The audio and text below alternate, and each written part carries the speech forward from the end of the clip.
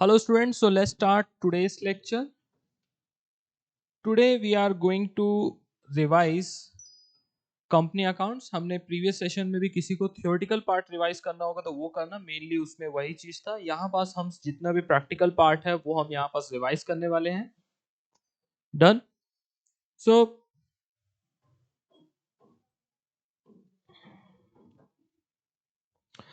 सो यहाँ पास कौन कौन सी चीजें कवर होने वाली है. सबसे पहले हम सब्सक्रिप्शन रिलेटेड चीजें हम इसके अंदर पढ़ते हैं, जिसमें कुछ चीजें क्या आती हैं. Full subscription, under subscription and over subscription. Full subscription होगा तो कोई इशू ही नहीं है, जितना हमने इशू किया था उतना ही सब्सक्राइब्ड हो गया है, तो नॉर्मल एंट्रीज चली आएंगी.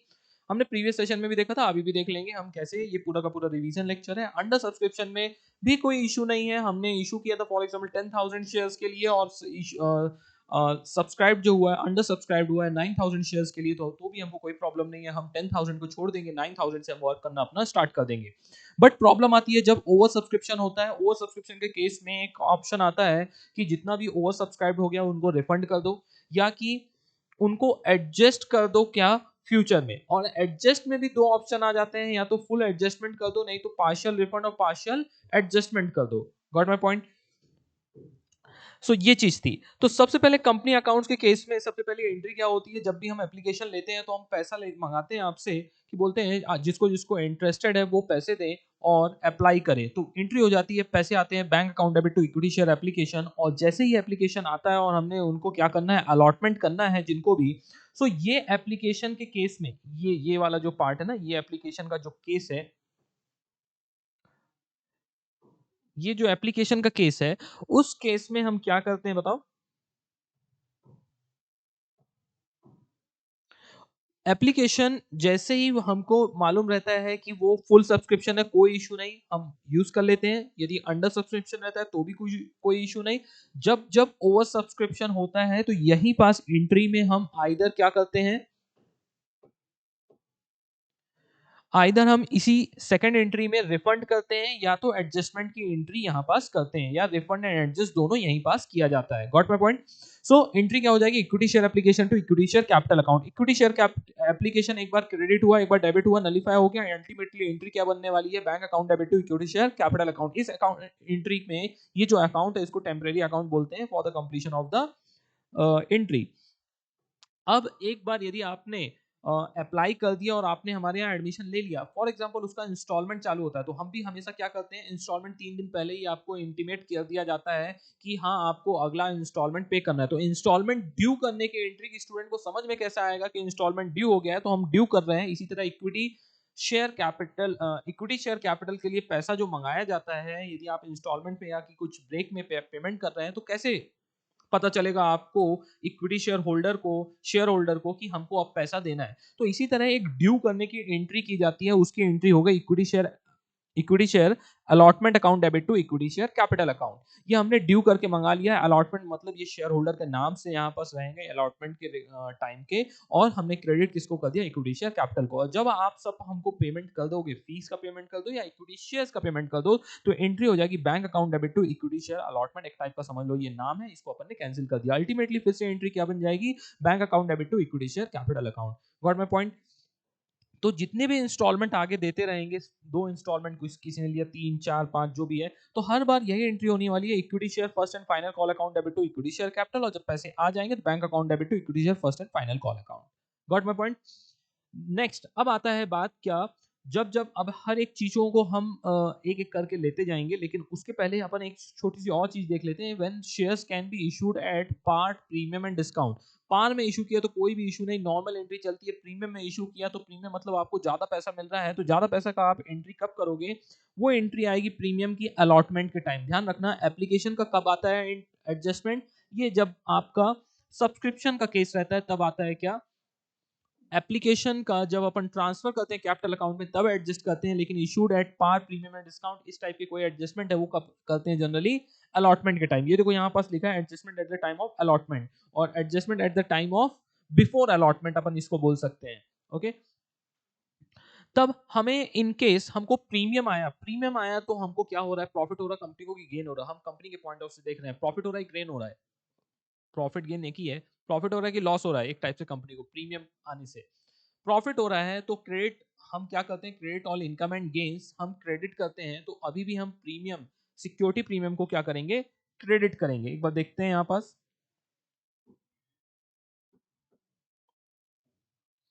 ये देखिए ये एंट्री हो रही है, equity share allotment to equity share capital to equity share premium account. Okay, 2 रुपए सिर्फ कैपिटल के लिए था, 2 रुपए प्रीमियम के लिए है, तो अपन अकॉर्डिंगली क्या एंट्री करेंगे, equity share allotment to equity share capital to equity share premium account. यदि यही डिस्काउंट की, डिस्काउंट वास्तविक जीवन में उसमें इसका कोई भी लेना देना नहीं है, लेकिन जब भी हम डिस्काउंट में करेंगे, डिस्काउंट एक टाइप से कंपनी को लॉस है, 100 रुपए की चीज 90 रुपए में इशू कर रही है, 10 रुपए की चीज 8 रुपए में इशू कर रही है, तो उस केस में क्या बोला जाएगा कि जो भी आपका डिस्काउंट है वो आपका लॉस एक टाइप का, तो discount on issue of shares आपका क्या रहेगा, डेबिट होगा, because debit all expensive losses. ये भी एक चीज क्लियर हुआ। अब आते हैं बात एक बार फिर से कि जब भी आपको ओवर सब्सक्राइब हो जाता है, सॉरी ओवर सब्सक्राइब होता है, तो हमें रिफंड करने की एंट्री क्या हो जाएगी, equity share application to equity share capital to bank. हम रिफंड करने की एंट्री कर रहे हैं, ये देख लीजिए, equity share application to bank. पैसे जब आए थे तो अब हमने क्या किया था, bank account debit to equity share application, और जब हम रिफंड करेंगे तो इसकी एंट्री, यही एंट्री को क्या करना है, हमको अपोजिट करना है, तो अपोजिट करने की एंट्री क्या हो जाएगी, equity share application to account debit to bank. लेकिन यही हमें रिफंड ना करते हुए हमें क्या करना है, अलॉटमेंट में एडजस्ट करना है, जो ये लिखा है एडजस्टमेंट, तब हमको फिर से equity share application account debit to bank था, तो बैंक से रिफंड होता है, एडजस्ट करना है कहां, जहां एडजस्ट करना है उस अकाउंट को क्रेडिट कर देंगे। सो एडजस्टमेंट की एंट्री हो जाएगी, इक्विटी शेयर बैंक को हटा के सिर्फ क्या करना है हमको, ये कुछ गड़बड़ लिखा हुआ है, इक्विटी शेयर एप्लीकेशन, हाँ ये बराबर है, ये तो बैंक आना ही नहीं चाहिए, ये मैं इसको दोबारा लिखता हूं आपको।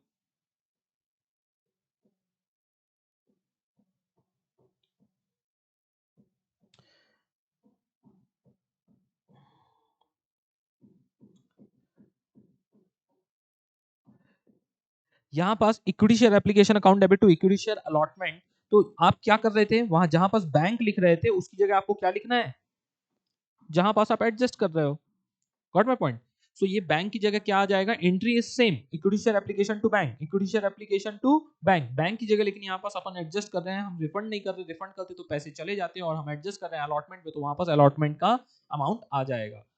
Is this clear. और इसी चीज की कंबाइंड एंट्री हम रिफंड और अलॉटमेंट, कुछ कुछ केस में क्या रहेगा, रिफंड भी रहेगा अलॉटमेंट भी रहेगा, तब उस केस में एंट्री क्या हो जाएगी, equity share application account debit to equity share capital. ये अमाउंट कौन सा अमाउंट है, ये हमारा जो गया है एक्चुअल में, हमने जो सब्सक्राइब करके हमने अलॉट भी करने वाले हैं उनकी बात कर रहे हैं, जिनको रिफंड कर रहे हैं तो टू बैंक, और जिसको एडजस्ट कर रहे हैं to equity share allotment account. Okay, next आते हैं pro rata allotment. What do you mean by pro rata allotment,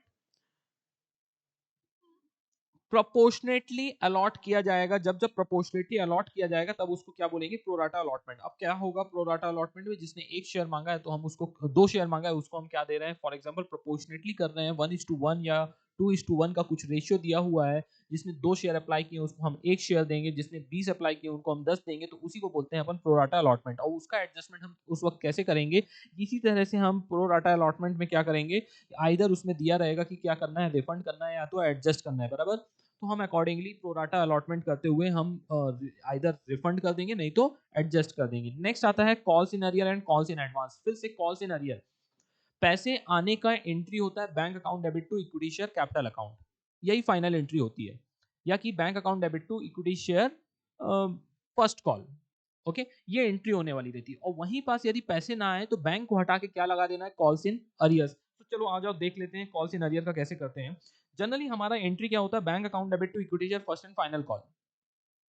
अब बैंक में यदि आना था 10,000 और आए हैं 9,000, 9,000 और 1,000 हमारा क्या हो गया है, अरियर्स है, पैसे हमको नहीं आए हैं, तो 9,000 का हम समझ लेंगे क्या आ गया, पैसे आ गए तो बैंक अकाउंट डेबिट हो जाएगा 9,000 से, कॉल्स इन अरियर में हमारा 1,000 चला जाएगा, to equity share first and final call हमारा क्या हो जाएगा, 10,000 हो जाएगा। ओके, ये कॉल्स इन अरियर के लिए हुआ। जब भी हमको कुछ चीज ड्यू करनी रहती है तो हम उसको क्या करेंगे, डेबिट करेंगे। हमारे लिए एसेट्स है, एसेट्स को हम क्या करते हैं, डेबिट है, रिसीवेबल को हम क्या करते हैं, डेबिट करते हैं। इस टाइप से भी याद कर सकते हो, there are so many multiple ways. Bank की जगह कॉल्स इन अरियर आ गया, या कि एसेट्स है, रिसीवेबल है, सब हम डेबिट करेंगे। लेकिन जब हम कॉल्स इन एडवांस की बात करते हैं तो किसी ने हमको एडवांस में पेमेंट कर दिया है, एडवांस के पेमेंट के लिए हम क्या करना पड़ेगा, हमको, हमारे लिए वो एक लाइबिलिटी है, तो हम लाइबिलिटी को हमेशा क्या करते हैं बताओ, क्रेडिट करते हैं। तो हम क्या करेंगे, बैंक में हमारे पास एक्स्ट्रा पैसा आ गया है, तो bank account debit to equity share first and final call account debit to calls in advance account.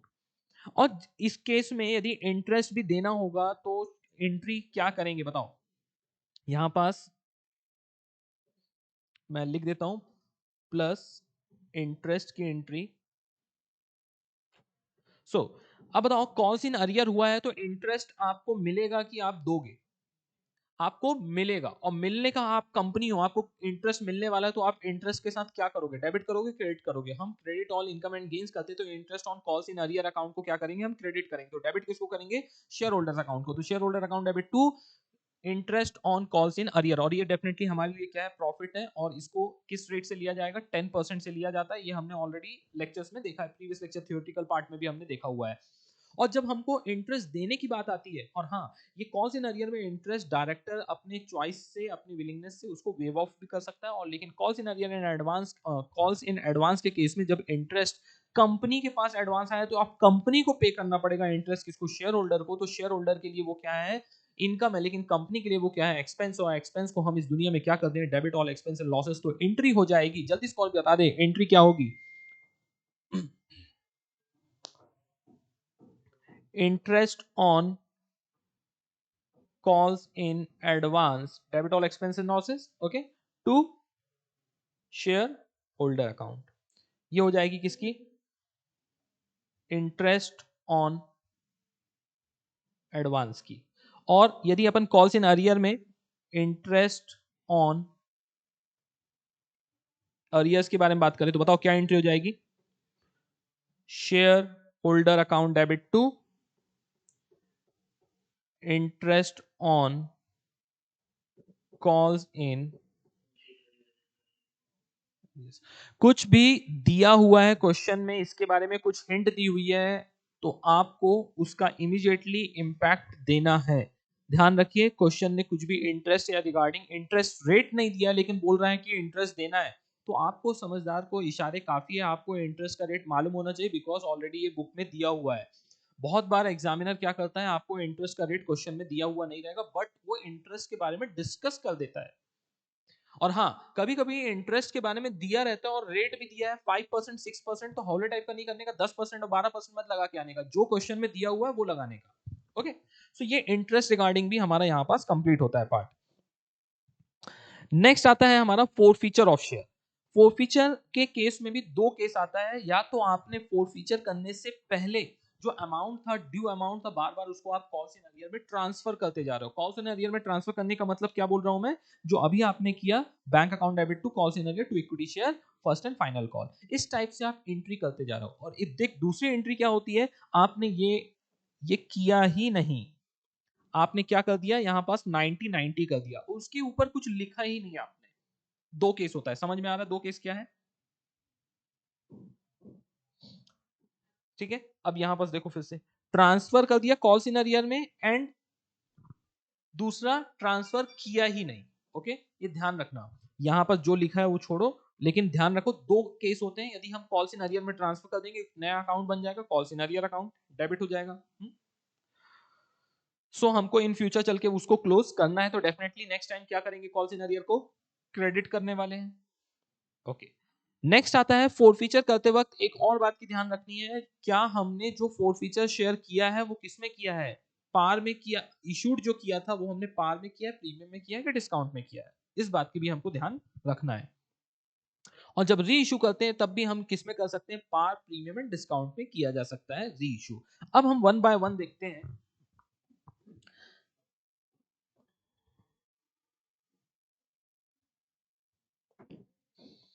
इसका डायग्राम कुछ इस टाइप से होना चाहिए, मैं इसको एडिट करना चाहूंगा।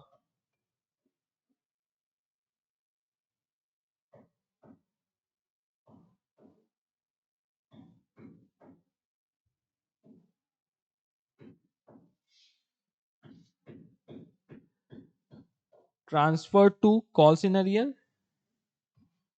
And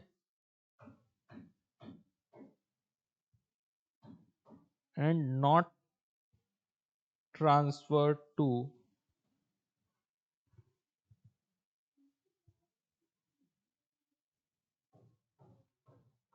calls in. और इसके अंदर ऑप्शन जो आता है,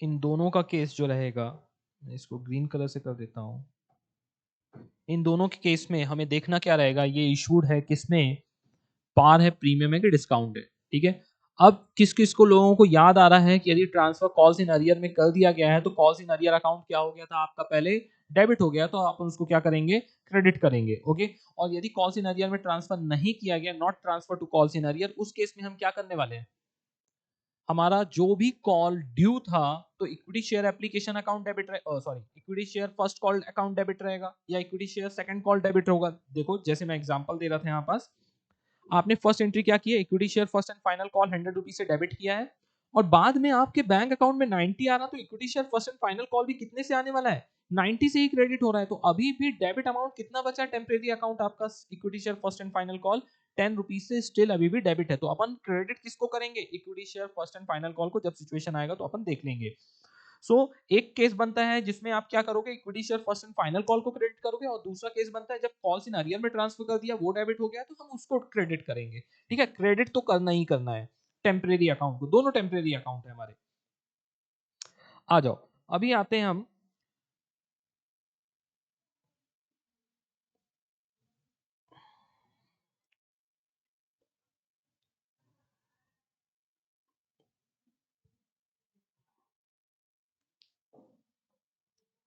एक एग्जाम्पल में आते हैं। कार फाइनेंस कंपनी है एचडीएफसी की, कार की वैल्यू थी हमारी 10 लाख, डाउन पेमेंट हमने लिया था 1 लाख का, बैलेंस फाइनेंस किया हमने कितना, 9 लाख रुपीज का। ओके, जो बैलेंस अमाउंट था उसका हमने लोन ले लिया, ईएमआई बन गई हमारी 10,000 की, ईएमआई हम पे कर रहे थे 10,000 की, 40 मंथ्स तक पे कर दिया हमने, 4 लाख रुपीज अभी तक हमने पेमेंट कर दिया है। अनेबल टू पे कितना है, कितना हमने अभी तक पे नहीं किया है, 5 लाख पे नहीं किया, ड्यू टू कोविड हम नहीं पे कर पाए। For example, now HDFC take over the position of the car from the Babu. अब बाबू से उसने क्या कर दिया, कार अपना टेक ओवर ले लिया, देखो तुम लोन रिपेमेंट नहीं कर पा रहे हो, कार वापस ले लो। तो क्या बैंक आपको क्या बोलती है, देखो बेचारे तुमने बड़ा मेहनत की थी, तो ये 4 लाख रुपए जो तुमने ईएमआई में दिया ये ले लो, और एक लाख का डाउन पेमेंट भी किया है ये भी ले लो। ऐसा करती है क्या कंपनी, नहीं करती, बोलती है पैसा तो गया, कार भी हम ले लेंगे। अब बताओ कंपनी, अब एचडीएफसी बैंक के पास दो चीजें हैं, जो पैसा आप उन्होंने रिकवर कर लिया है वो भी है, और उसके पास क्या है, कार भी है। तो देखो, now HDFC bank taken over forfeit the position of the car from the, now HDFC have one car, car की वैल्यू कितनी थी टोटल, 10 लाख रुपीज। ठीक है, डेप्रिशिएट करके जो भी रहेगा, और अमाउंट पेड, पेड अमाउंट कितना है, 4 लाख रुपीज। समझने की कोशिश करो, कुछ लोग बोलेंगे नहीं सर 1 लाख रुपीज भी, 1 लाख रुपीज डाउन पेमेंट आप किसको करते हो, कोई बताएगा मेरे को, आप कंपनी को करोगे, कौन सी कंपनी को, जिससे आप कार बुक कर रहे हो, आप उसको पेमेंट करते हो। आपने लोन कितने का लिया था, 9 लाख का, 9 लाख में से अभी कंपनी ने कितना पे कर दिया, आपने 4 लाख पे किया है। तो एचडीएफसी बैंक को कितना पैसा मिल चुका है, 4 लाख मिल चुका है, और उसके पास अभी क्या है, कार है 10 लाख की। अब HDFC will sell the 40 months old car, sell at rupees 7 lakh. अब कंपनी ने क्या कर दिया, एचडीएफसी बैंक ने वो कार को क्या करेगा, ऑक्शन में निकाल देगा। तो अमाउंट रिसीव्ड फ्रॉम ईएमआई कितना हो गया, 4 लाख, कितने में कार को बेच दिया, 7 लाख में। कंपनी को कितना मिल गया टोटल, 11 लाख रुपीज मिल गया, 7 लाख रुपए सेकंड हैंड कार को बेचने से मिल गया, और 4 लाख तो बाबू ने दे दिया था। Loan given by HDFC bank, HDFC bank ने लोन कितने का दिया था, 9 लाख का। प्रॉफिट कितना हो गया एचडीएफसी बैंक को, 2 लाख का एक्स्ट्रा प्रॉफिट हो गया। अब इसी प्रॉफिट को अपन कहां ट्रांसफर करने वाले हैं, इसको बोलते हैं कैपिटल रिजर्व में ट्रांसफर करेंगे। अब समझते हैं दूसरा, अब केस आता है, अभी तक तो स्टूडेंट को सब समझ में आता है। अब बात आती है, मैं ये फोरफीचर ऑफ शेयर्स की बात कर रहा हूं इनडायरेक्टली। अब बाबू और सोना ऐसे दो दो लोग थे, बाबू एंड सोना। बाबू ने भी लोन लिया था, उसका भी यही ट्रांजेक्शन था, और सोना ने भी लोन लिया था, उसने अभी तक 6 लाख रुपीज पे कर दिए हैं। उसकी भी गाड़ी क्या किया है, किया सोनेट लेके आ गया, कौन, एचडीएफसी बैंक। लेकिन अभी तक कार को सेल नहीं किया गया है, एचडीएफसी बैंक ने अभी तक कार को सेल नहीं किया, उसके लिए कोई बायर मिला नहीं, क्योंकि थोड़ी वो ज्यादा पुरानी कार थी। सो बताओ टोटल अमाउंट अभी तक एचडीएफसी बैंक को कितना मिला है, 6 लाख रुपए ही मिला है सोना से। अब बताओ कोई इसका प्रॉफिट डिसाइड कर सकता है क्या, कितना प्रॉफिट होने वाला है, कोई बोलेगा नहीं सर पूरा 6 लाख होगा। समझ पा रहे हो, तो क्या आप कैपिटल रिजर्व में कितना अमाउंट ट्रांसफर करोगे सोना की कार का, कोई बताएगा मेरे को। एक भी नहीं। क्यों? हम कैपिटल रिजर्व में तभी ट्रांसफर करते हैं जब एश्योर्ड हो जाता है कि हमारा जो इतना अमाउंट हमको प्रॉफिट होने वाला है वो एश्योर्ड हो जाए। हम सोना का जो बचा हुआ अमाउंट है हम किस दिन ट्रांसफर कर सकते हैं बताओ? कोई बताएगा? किस दिन हम उसको कैपिटल रिजर्व, एक आता है ऑप्शन अभी आएगा मैं पढ़ाने वाला हूं कैपिटल रिजर्व में, जिस दिन सोना की कार को एचडीएफसी बैंक सेल कर देगा और उसके बाद जितना भी माइनर प्रॉफिट वगैरह जितना भी आएगा उसको कहां ट्रांसफर कर देगा? कैपिटल रिजर्व अकाउंट में। ये मैंने री इशू तक का काम बता दिया आपको। अब जब जैसे जैसे आएगा ट्रांजैक्शन तो हम अब आपसे बात करने वाले हैं। ठीक है, अब आते हैं कहां, आ जाओ फोर फीचर ऑफ शेयर्स में।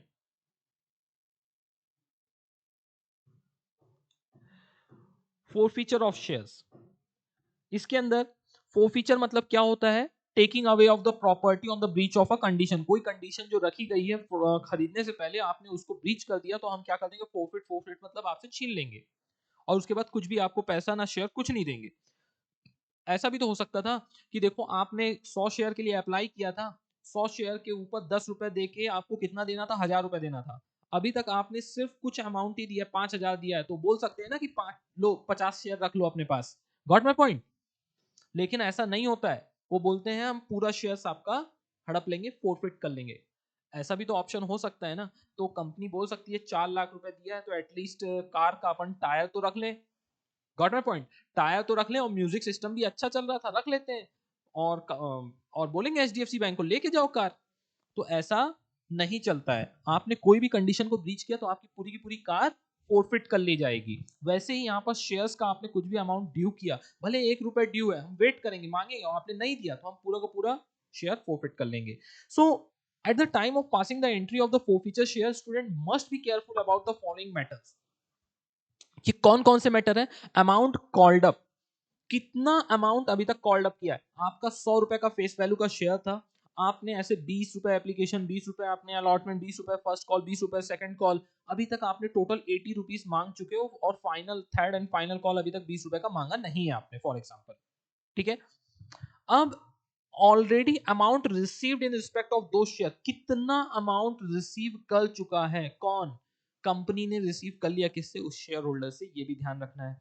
If share premium is also received, ignore it. यदि कोई शेयर प्रीमियम का क्या रूल रहता है? यदि पैसा शेयर प्रीमियम का आ गया है, वो बिल्कुल मेरी तरह रहता है, पैसे आ गए अपन को समझ में नहीं आता उसके बारे में बात। समझ में आया क्या? तो वो बोलता है अपन को एक बार किसी ने गिफ्ट दे दिया तो अपन ले लेते हैं, उसके बाद रिटर्न करने का कोई ऑप्शन हमारे पास है ही नहीं। ठीक है, इसलिए मेरे को गिफ्ट वगैरह जल्दी मत देना। So if share premium also received, यदि हमको इस 30 रुपीज में 10 रुपीज शेयर प्रीमियम है तो हम उसको कंसीडर ही नहीं करेंगे कि हमको पैसा आया हुआ है। वंस सिक्योरिटी प्रीमियम या share premium, equity share premium once credited can not be debited. कब? जब पेमेंट उसका ड्यू करके आ गया हो।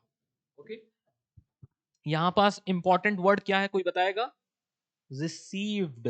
If not received, if you have due the securities premium, allotment के टाइम में आपने सिक्योरिटी प्रीमियम भी मांगा था और शेयर कैपिटल का पैसा भी मांगा था और दोनों नहीं आया तो हम दोनों को कैंसिल कर देंगे। दोनों क्रेडिट किया था, दोनों को हम क्या कर देंगे? डेबिट कर देंगे। आएगा सिचुएशन तो उसको भी देख लेंगे। एंड लास्ट है amount due but not received in respect of दो शेयर, मतलब ड्यू बट नॉट रिसीव्ड, आपने मांगा था पैसा और अभी तक नहीं आया है। तो जब भी आप फोर फीचर का ट्रांजैक्शन करते हो तो ये पहले, सबसे पहले आपको ये तीन चीज आइडेंटिफाई करना है। बिना इसको आइडेंटिफाई किए स्टूडेंट हॉले टाइप का करने लगता है और बोलता है ये फोर फीचर होता क्या है। हमको सबसे पहले ट्रांजैक्शन के अंदर क्या आइडेंटिफाई करना है? एक बार चीख चीख के देख लो एक बार। सबसे पहले देखो, और ये निकाल लिया आपने तो आपको कोई भी डिफिकल्टी होने वाली नहीं है। मेरे को मिलता है वाटर ब्रेक। सीट फास्ट, जल्दी से देखो इसको क्या।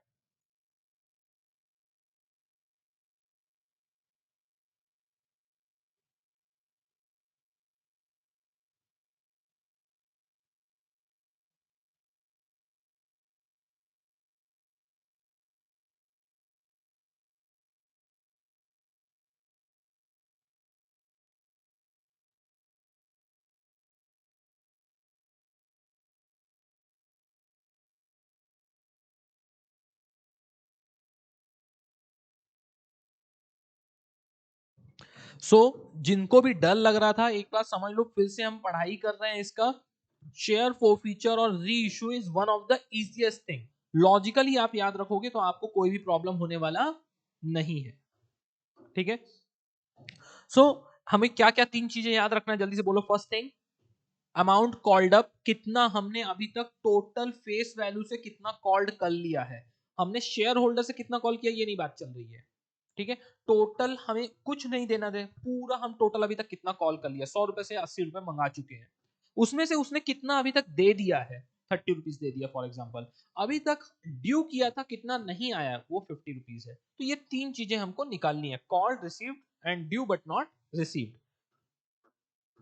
Next, share forfeiture of share which were issued at par nominal value of face value. यदि आपने शेयर 100 रुपए का शेयर 100 रुपए में ही इशू किया था, ना तो वहां पास प्रीमियम है ना तो डिस्काउंट है, तो उस केस में कोई भी इशू नहीं है, वहां पर सिक्योरिटी प्रीमियम के बारे में सोचने की कोई जरूरत है ही नहीं।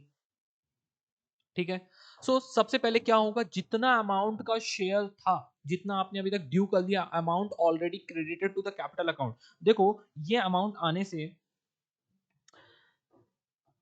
शेयर कितने का भी हो, आप जब एंट्री करते हो, एंट्री क्या करते हो, कोई बताएगा मेरे को। एप्लीकेशन के लिए फॉर एग्जांपल आप कर रहे हो तो bank account debit to equity share application, और फिर equity share application to equity share capital. तो ये जो कैपिटल अकाउंट, जितने अमाउंट से आपने अभी तक क्रेडिट कर लिया है, ऊपर से बहुत सारी एंट्री करते हुए आओगे, उसको जितने बार, जैसे 100 रुपए का शेयर था तो 100 रुपए तक का हमको इक्विटी शेयर कैपिटल क्रेडिट होना चाहिए था। अभी तक सिर्फ हमारा कितना क्रेडिट हुआ है, सिर्फ 80। तो हमको ये अमाउंट, यहाँ 20 हुआ होगा, आगे चल के 20 हुआ होगा, 20 हुआ होगा, तो ऐसे टोटल करके हमारा क्या हो रहा है, इक्विटी शेयर कैपिटल जितने भी अमाउंट से हमारा क्या हो रहा है, क्रेडिट हो रहा है, उसको ध्यान में रखना है।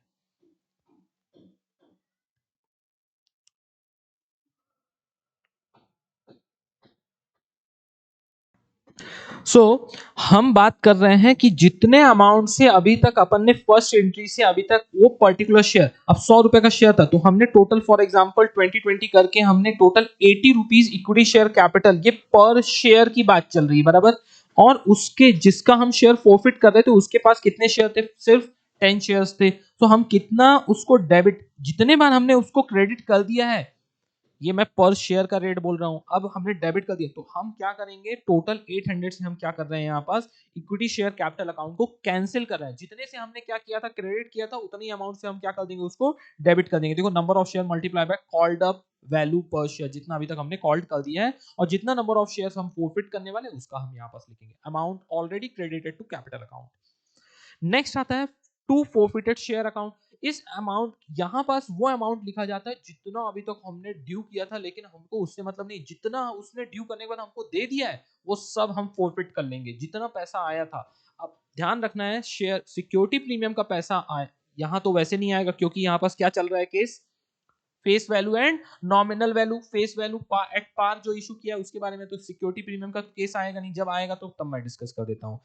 नेक्स्ट आता है, जितने आपने ड्यू किए थे और अमाउंट मिला नहीं है, उन सबको हम क्या कर देंगे, क्रेडिट कर देंगे। बताओ, सबसे पहले हम एंट्री क्या करते हैं, अलॉटमेंट की ड्यू करने की एंट्री, कोई बताएगा मेरे को। Equity share allotment account debit to equity share capital. तो हमने डेबिट तो किया, पैसे तो मिले नहीं, हमको क्रेडिट भी करना था ना। Bank account debit to equity share allotment account, bank account debit to equity share allotment account, तो हमको क्रेडिट करने का ऑप्शन मिला ही नहीं।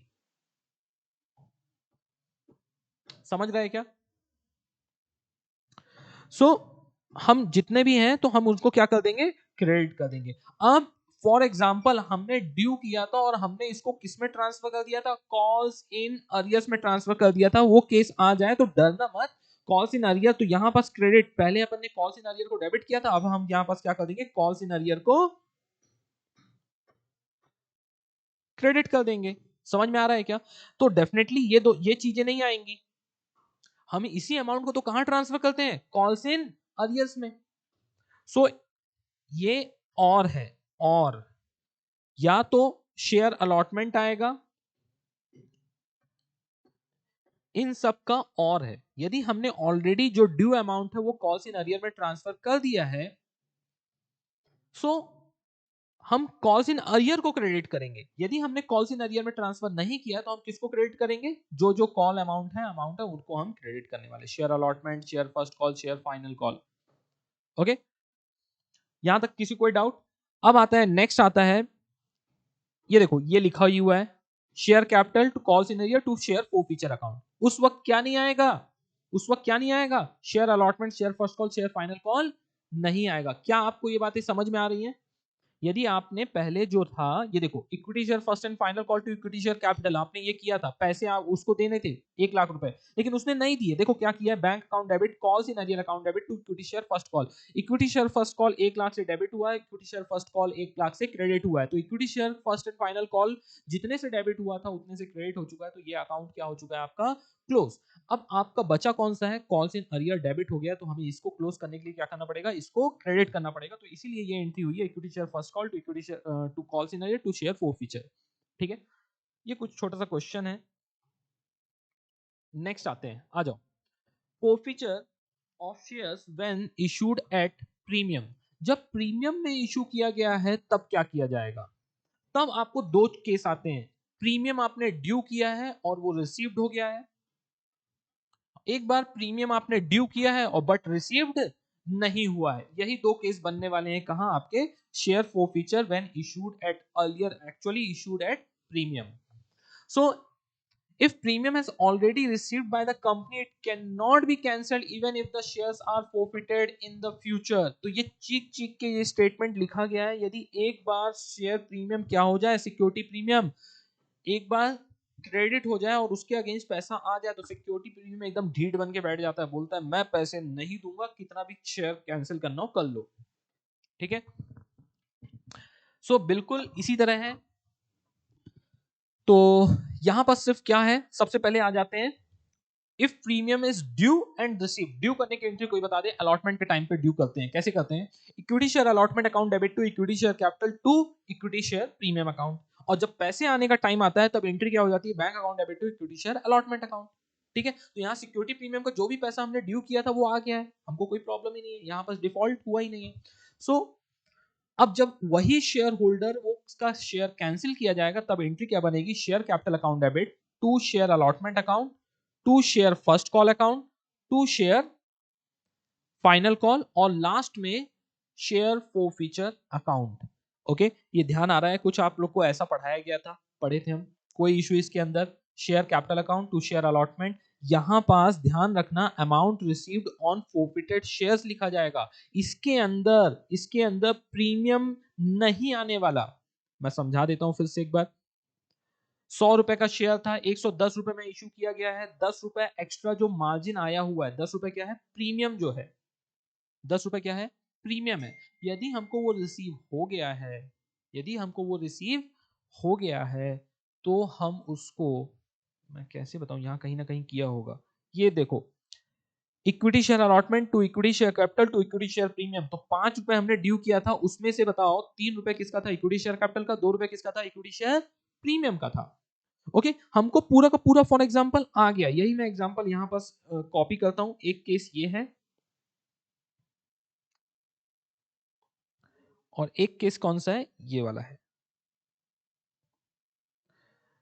सो बताओ इस केस में क्या है, पैसे आ गए हैं आपको, 5 रुपए आपने ड्यू किया था, जिसके अंदर 3 रुपए क्या है, कैपिटल का है, 2 रुपए क्या है, प्रीमियम का है।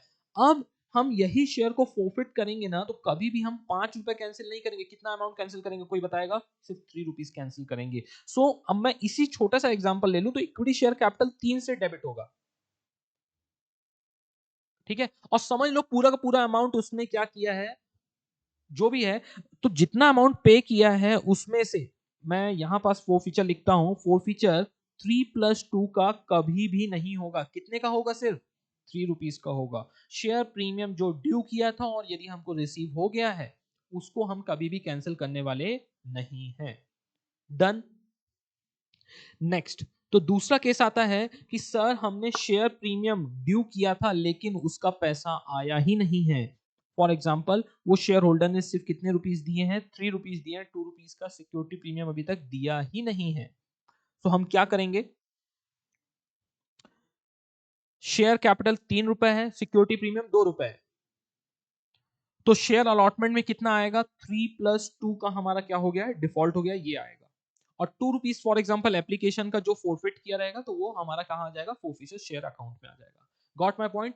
ये केस कौन सा है, फिर से मैं चीख चीख के बता रहा हूं, if premium is due but not received. Premium not receive. कौन सा प्रीमियम? Security premium. इसके अलावा इस ट्रांजैक्शन के अंदर कुछ भी नहीं है। डन।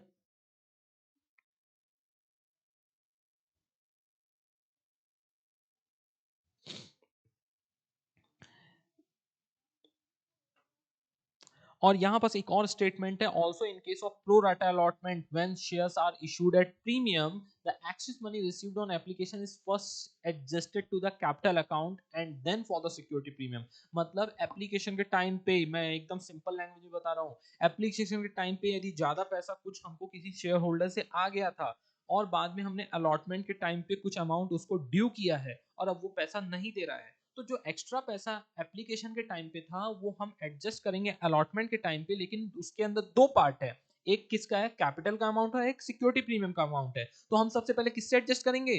कैपिटल से एडजस्ट करेंगे, और यदि कुछ पैसा बचा तो सिक्योरिटी प्रीमियम से, नहीं तो नहीं। एडजस्ट करेंगे मतलब समझ में आ रहा है? हम कंसीडर करेंगे जो पैसा आया था वो किसके अगेंस्ट में आया है? इक्विटी शेयर कैपिटल के अगेंस्ट में आया था eight the time of application.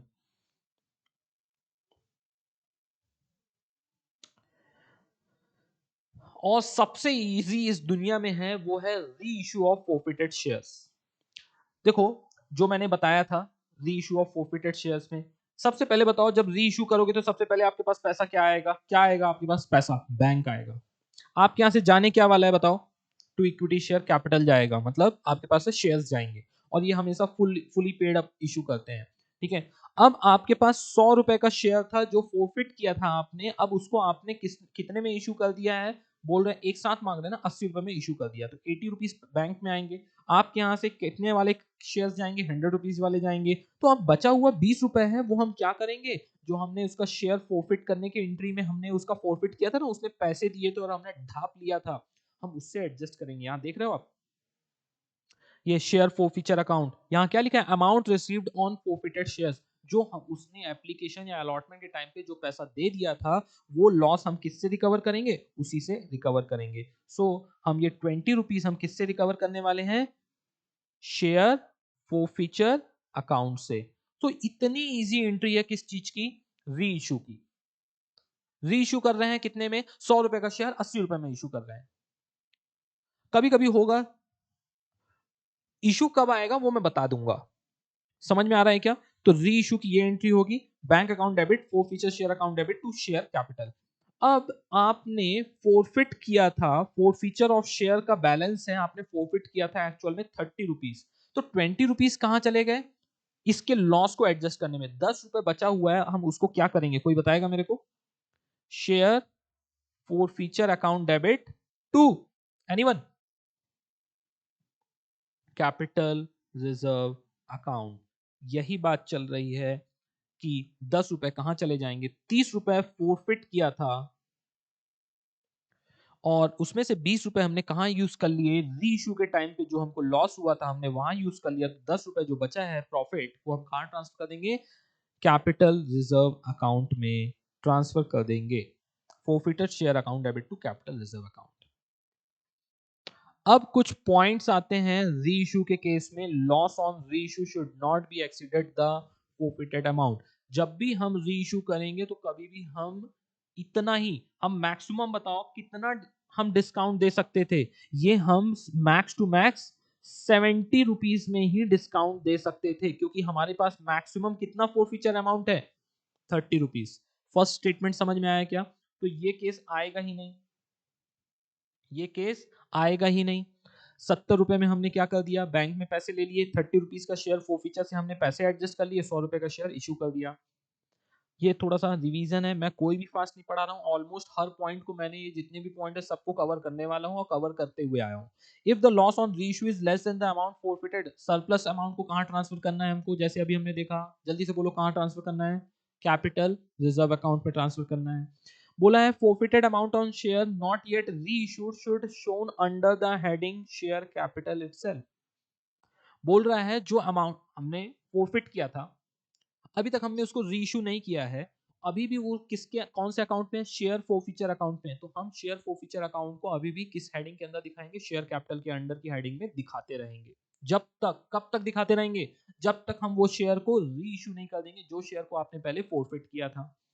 Fourth point, when only a portion of the forfeited shares are reissued, then the profit made on reissue of such portion of shares must be transferred to the capital reserve। ये बात कर रहा है, आपने दो car को forfeit किया था, एक कार को आपने अभी बेच दिया है, मतलब री इशू कर दिया एक कार को, और एक कार अभी भी आपने बचा के रखा है, उसको री इशू नहीं किया है। तो जो कार आपने अभी तक बेच दी है सेकेंड हैंड में, आपने क्या किया था, कस्टमर की कार को ले आए थे, फिर कस्टमर की कार को आपने क्या कर दिया, मार्केट में बेच दिया 7 लाख में। सो उस कार से जितना प्रॉफिट हुआ है वही बस आप कैपिटल रिजर्व में ट्रांसफर कर सकते हो। और जो कार को अभी तक आपने बेचा नहीं, बाबू एंड सोना, सोना की कार अभी आपने 6 लाख रुपए उसने दिया था, कार भी ले आए थे, अभी तक आपने कार बेची ही नहीं, आपको पता ही नहीं है कि उस कार से कितना प्रॉफिट होने वाला है एचडीएफसी बैंक को। तो वो हम कार का प्रॉफिट अभी ट्रांसफर कहां नहीं करेंगे, कैपिटल रिजर्व में ट्रांसफर नहीं करने वाले। ठीक है, इस पेज नंबर 10.46 समथिंग रहेगा, वहां एक क्वेश्चन दिया हुआ है, when the shares are reissued at loss such loss to be debited to the forfeited share account. यदि फोरफिट अमाउंट है उसके अंदर ही हमको लॉस करना है, तो वो लॉस जो रहेगा, 100 रुपए का शेयर 80 रुपए में री इशू कर दिया है, तो 20 रुपीज का जो लॉस है हम किससे एडजस्ट करेंगे, जो पैसे आपने हड़प लिए थे ना उससे हम एडजस्ट करेंगे। 6, if the shares are reissued at a price which is more than the face value। अरे बच्चों, ज्यादा पैसे में री इशू कर दिया तो बताओ क्या करेंगे, जो एक्स्ट्रा अमाउंट आया है वो किस में जाएगा, सिक्योरिटी प्रीमियम या शेयर प्रीमियम में जाएगा। और ज्यादा में इशू कर दिया है तो बताओ कितना ज्यादा है, जैसे यहाँ पास 10 रुपीज का शेयर था, 12 रुपए में री इशू कर दिया, तो 2 रुपए किस में जाएगा, सिक्योरिटी प्रीमियम। और इससे आपको क्या हो रहा है, प्रॉफिट और हो रहा है कि लॉस हो रहा है, प्रॉफिट हो रहा है। और प्रॉफिट को हम क्या करते हैं हमेशा, क्रेडिट, तो क्या करेंगे entry, credit all income and gains, तो टू सिक्योरिटी प्रीमियम आएगा। सेकंड इंपॉर्टेंट थिंग, सर तो हमने जो अमाउंट फोरफिट किया था उसका क्या करेंगे, हम वो पूरा का पूरा कहां ट्रांसफर कर देंगे, जल्दी से कोई बताए, कैपिटल रिजर्व में ट्रांसफर। सिक्योरिटी प्रीमियम को कैपिटल रिजर्व में ट्रांसफर करने की बात नहीं कर रहा हूं मैं, जो फोरफिट अमाउंट था उसको हम कैपिटल रिजर्व में ट्रांसफर कर देंगे। लास्ट पॉइंट, इन दोनों में अच्छा कंपैरिजन है, if the reissued amount and the forfeited amount taken together exceeded the face value of the shares reissued, it is not necessary to transfer such amount to security premium account। वो बोल रहा है दोनों का amount यदि हमारा access हो रहा है तो जरूरी नहीं है सिक्योरिटी प्रीमियम अकाउंट में ट्रांसफर करें, हम दोनों अमाउंट को क्या कर सकते हैं, कहां ट्रांसफर कर सकते हैं, कैपिटल रिजर्व में ट्रांसफर कर सकते हैं। सो इस तरह से हमारा क्या होता है कंप्लीट इसका प्रॉफिट ऑन री इश्यू ऑफ फोरफिटेड शेयर्स, हम कैसे उसको एडजस्ट करेंगे। अब बात आती है, मैं इलस्ट्रेशन नंबर 4 करना पसंद करूंगा आप लोगों के लिए, एक छोटा सा, और कोई कंसेप्ट तो इसके अंदर नहीं रह गया है, नहीं, डन। सो अब मैं यहां चाहूंगा कि हम क्वेश्चन नंबर 14 को देखते हैं कि कैसे हमें प्रोपोर्शनेटली, यहीं पास स्टूडेंट अटकता है, सर एक कार बेच दी है उसका प्रॉफिट आ गया है और एक कार अभी तक बेची नहीं है तो उसका प्रॉफिट का क्या करें। So mister Long, Mr. Long was the holder of 2000 preference shares of rupees 100 each on which 75 per share has been called up। Called up, ध्यान आया कुछ called up से, हमको सबसे पहले क्या आइडेंटिफाई करना है, कितना called up हुआ है। Could not pay his dues on the allotment and the first call each at rupees 25 rupees per share। उसने फर्स्ट कॉल एंड अलॉटमेंट का 25-25 रुपीस नहीं पे किया। The director forfeited the above shares and reissued 1500 of such share to Mr. Short at rupees 65 per share। ये shares में ध्यान दो, ध्यान देने वाली बात है, कितने शेयर्स उसने लिए थे, 2000 शेयर्स, उसमें से उसने 25-25 रुपीस नहीं पे किया, लेकिन अभी डायरेक्टर ने री इशू कितना किए हैं कोई बताएगा मेरे को, 1500 ही सिर्फ री इशू किए हैं। सो एक बड़ी कार थी 1500 साइज की, ध्यान आ रहा है, बाबू की कार बड़ी थी, सोना की कार छोटी थी, तो बाबू की बड़ी वाली कार 1500 जो क्या बोले फिट की नहीं 1500 सेंटीमीटर की थी, उसको बेच दी। अभी 500 सेंटीमीटर वाली अभी भी बची है, तो 500 सेंटीमीटर वाली जो बची हुई है उसका अमाउंट अभी भी हम कैपिटल रिजर्व अकाउंट में ट्रांसफर करने वाले नहीं है। जिनको समझ में आ रहा हो तो आराम से देखते जाएं, जो अभी तक थ्योरी में थोड़ा सा कंसेप्ट में प्रॉब्लम होगा तो ये क्वेश्चन से क्लियर हो जाएगा। अरे मैं इन दोनों का कंपैरिजन बता रहा हूं आपको, 2000 शेयर फोरफिट करोगे और 1500 ही सिर्फ क्या करने वाले हो, रीइश्यू करने वाले हो। And such shares to Mr. Short at rupees 65 per share paid up as 75 per share, ये भी इंपॉर्टेंट है। 100 रुपए का शेयर था, अभी तक हमने उसको 75 ही पेड अप किया है, और अभी 25 रुपए किससे मांगा जा सकता है? शॉर्ट से मांगा जा सकता है। जिसको भी ये स्टेटमेंट समझ में आया, well and good. Preference share थे, सबसे पहले 2000 शेयर के ऊपर हमने 75 रुपीज मांगा था, तो वो हम पूरा का पूरा कैंसिल कर देंगे। तो कैंसिल करने की एंट्री, प्रेफरेंस शेयर कैपिटल हमेशा हम क्रेडिट करते हैं, हम उसको क्या कर देंगे? डेबिट। तो 2000 शेयर्स मल्टीप्लाई बाय 75, हमने उसको पूरा का पूरा कैंसिल कर दिया, मतलब 1,50,000। उसने बोला है क्वेश्चन ने कि अलॉटमेंट ऑफ फर्स्ट कॉल के ऊपर 25 उसने नहीं दिए, तो उन दोनों को क्या करेंगे हम? कोई बताएगा मेरे को क्या करेंगे? कैंसिल कर देंगे। तो equity share allotment call, allotment account to preference share first call. तो 25 एंड 25 मैं लिख देता हूं यहां पर। 2000 शेयर्स के ऊपर 25 रुपीज हमको मिले, हमने ड्यू किए थे, हमने डेबिट किया था इन दोनों अकाउंट को, लेकिन क्रेडिट करने का मौका ही नहीं मिला। कब क्रेडिट करते हैं हम ये अकाउंट को? जब पैसे आते, आए नहीं, तो हम अभी उसको कैंसिल कर रहे हैं। हमने ये क्रेडिट कर दिया। अब कुछ लोग सोचेंगे ये कहां से सर आपको मालूम पड़ गया, ये जादू करते हो आप क्या? 100 रुपए का शेयर था, हमने अभी तक उनसे मंगाया कितना है? सिर्फ 75। अलॉटमेंट में हमने 25 मांगा है, फर्स्ट कॉल में हमने 25 मांगा है। बताओ तो एप्लीकेशन करने के टाइम में कितना मांगा होगा? Balancing figure, this is application amount, that is balancing figure. किसी को डाउट इसके ऊपर? कोई डाउट नहीं? डन। नेक्स्ट, अभी हम क्या किया ने, क्या करें बताओ जल्दी से। अभी हमने ये फोरफिट की एंट्री है, ये एंट्री हमने किसकी की है? कोई बताएगा मेरे को? ये जो एंट्री दिख रही है वो किसकी है? फोरफीचर ऑफ शेयर्स की है। अब हम री इशू करेंगे, और री इशू के लिए क्वेश्चन ने क्या बोला है? कितने शेयर्स हम री इशू कर रहे हैं? सिर्फ 1500 शेयर्स को री इशू कर रहे हैं। कितने में शेयर री इशू कर रहे हैं? 65 में। कितना पेड अप है उसमें से? 75। 75 मतलब called up and paid up. So bank में कितने आएंगे? 1500 शेयर के कितने आएंगे? 65 रुपीज आएंगे।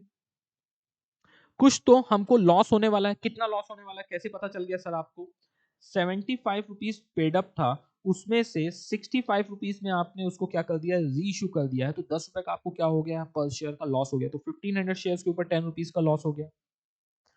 टू प्रेफरेंस शेयर कैपिटल, ये हमने कितना प्रेफरेंस शेयर कैपिटल जाएगा? कोई बताएगा? 1500 शेयर्स का हमें 75 रुपीज पेड अप है, तो कितना हो जाएगा? 1,12,500। अब ये कुछ लोग पूछ रहे हैं 75 आया कहां से? ये चिक चिक के लिखा हुआ है क्वेश्चन के फर्स्ट लाइन में भी और लास्ट लाइन में भी, कि जो शेयर री इशू कर रहे हैं वो कितना पेड अप है? सिर्फ 75 रुपीज सिर्फ पेड अप है। ठीक है, तो ये 75 कहां से आया? वहां से आया। 1500 शेयर री इशू कर दिया है। अब बात आती है कि सर कैपिटल रिजर्व में कितना ट्रांसफर करेंगे? सो मैं बिना नीचे दिखाए मैं आपको यहां पास वर्किंग बताता हूं। शेयर फोरफीचर अकाउंट,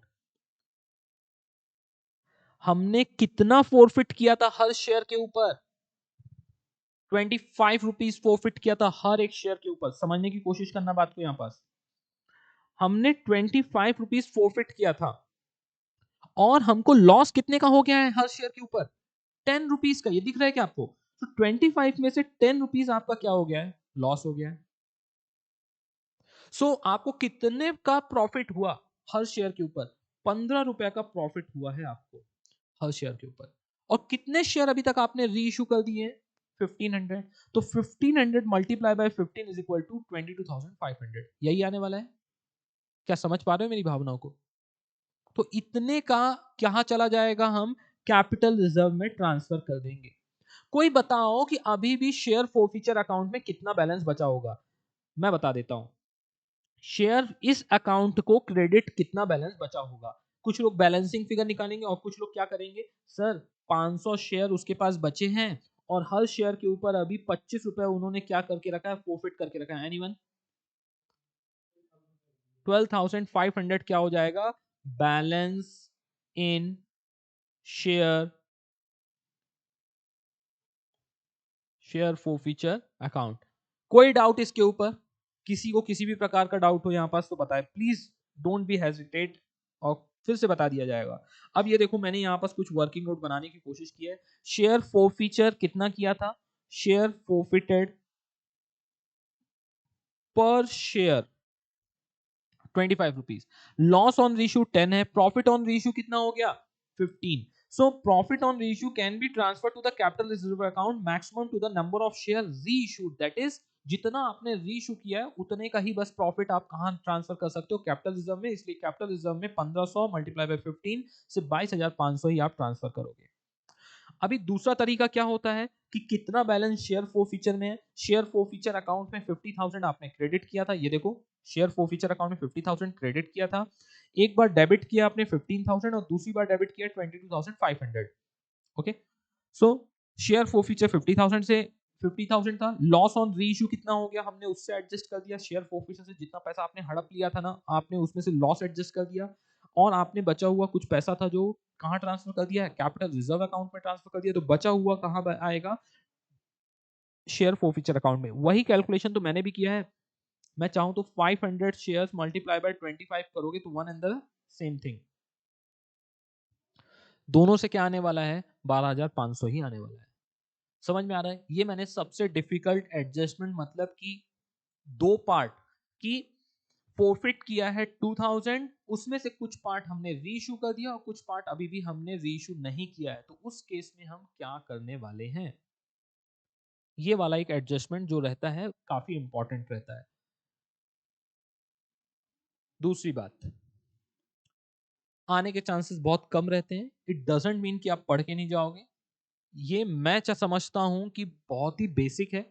आप मेरे रेगुलर लेक्चर देखो, वो भी काफी क्रक्स में मैंने इस टॉपिक के ऊपर बोला हुआ है, अभी भी बोला हुआ है। उसमें मल्टीपल कुछ एग्जांपल्स लिए हुए हैं और इसमें ज्यादा एग्जांपल नहीं, मैंने सिर्फ सिंगल एग्जांपल लिया, वो भी कॉम्प्लिकेटेड केस का कि जहां पास दोनों पार्ट हैं। ठीक है, मैंने हर लॉजिक बोला हुआ है आपको, तो ध्यान रखिएगा। इसके अलावा पूरे चैप्टर के अंदर कुछ भी नहीं है, लेकिन हमेशा बहुत बार कहां तक आता है क्वेश्चन, फीचर ऑफ शेयर तक आता है, री इशू का मे बी ना आए। आएगा री इशू का तो इसी टाइप का क्वेश्चन आने के चांसेस है, सिंगल इसी तरह बनाया जाएगा। Done done. शेयर्स का पार्ट यहां पास हमारा होता है कंप्लीट, डिवेंचर का पार्ट हम और देख लेंगे। So that's it for today, see you all in the next lecture with the next topic revision. Take care, bye bye.